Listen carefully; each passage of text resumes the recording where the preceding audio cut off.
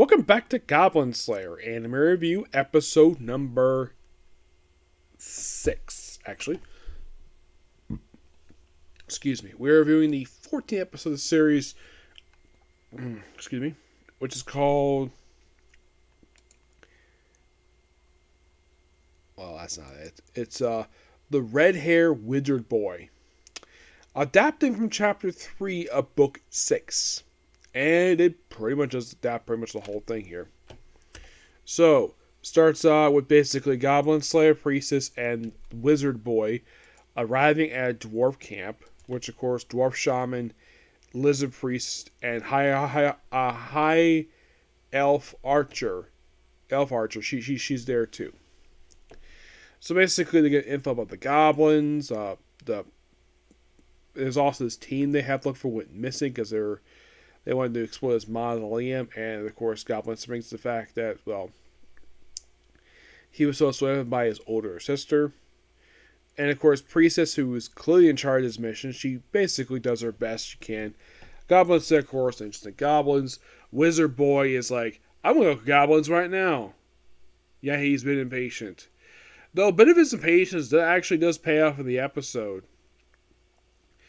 So they go in the mausoleum and like, this is taking too long. We'll just find the thing. Of course, he runs the hallway, runs into their room after killing several goblins. Then he sees one goblin hurting a acolyte. So he burns that goblin. Like, okay, job's done. Killed a goblin. So I'm gonna free this girl. And then a troll shows up. Yes, a freaking troll, which is probably the second non-goblin we've seen in the whole series. So he's able to avoid it. Luckily, the rest of the team shows up, and of course, deal with it. Of course, they don't have time to move from the chair, so they bring the chair with the chair to the room. Then the troll, who gets burned by the Goblin Slayer, managed to kill half the goblins, so the troll is still alive. And thanks to the combination of making a version of ice cream. Yes, ice cream. Basically, like frozen and a little bit of this rock stuff and freezing the troll. And, well, then the acolyte basically is free, treated her wounds, and, well, it's like go a little faster. That does make the question, what happened to the rest of the party? That's a good question. And also, there was another thing they didn't bother to do.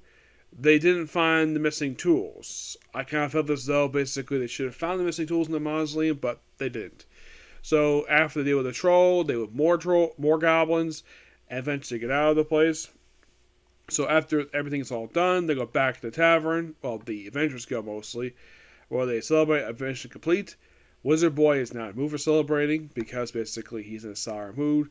He also points out because how he thinks that Goblin Slayer is very arrogant, so he cannot respect him. So then he brings up the reason why he became Adventurer in the first place. Well, the reason why he's here. The reason why we're avenging goblins because his sister was murdered by a goblin with a poisoned knife. And the fact that he was getting sick and tired of being mocked for his sister being killed by a goblin. And the way he describes it, it's like Priestess knows who this is. This is the same girl who traveled with her for that Doom party from the start of the series. The very same party that we had to see a black and white basically redo of the opening scene of the first episode of the series. Now, here's the thing. They put the trigger warning at the start of the episode of this one. They should have put it at the start of the previous one.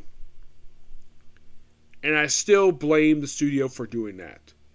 Like, studio, the new studio who does the season. Did you forget about the controversy surrounding the first episode of the series? And you put the trigger sign, you put the warning sign at the start of this episode, but not the previous one. That is your fault, not Crunchyroll's fault. They're basically just streaming what they're given.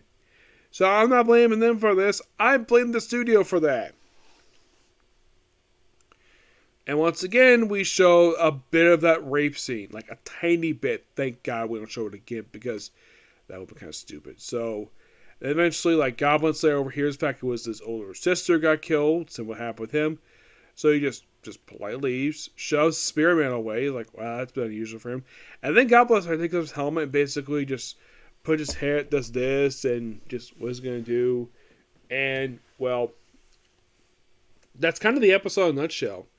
It's a good episode, and it does progress the story forward with the wizard boy. And still, basically, my biggest complaint about the series is the characters are not given proper names, so just giving random names. At least Goblin Slayer feels like a title than an actual name of a character. Or Cowgirl Girl, or Cowgirl, or Priestess. Yeah. Do I think it was a faithful adaptation of the chapter? Yeah, it definitely was. It didn't feel like basically rushed too much anything at all. Like it was only having one chapter this time. And from what I read, book 6 is going to be finished adapting with the 4th episode season, episode 16 of the series. We'll get to see that for conclusion in a couple weeks. Hopefully when hopefully the 5th episode comes out, which is going to be called Bear Cutter to the Southern River. Hopefully we adapt book 3, which is still not been adapted yet for some strange reason. They've already adapted the first 2 books. They partially adapt one chapter book 4, and we adapt book 5. And here we're adapting book 6. We still have not adapted book 3 yet. There's no reason why book 3 cannot be adapted, but we'll find out about that when we get to episode 17, which that's basically in about 3 weeks. Okay, so that's episode. I'm gonna go ahead and watch One Piece next, and then after One Piece, I'll do 2 comic corners for that one. I'll probably call it a night at that point. Okay, next video. Bye.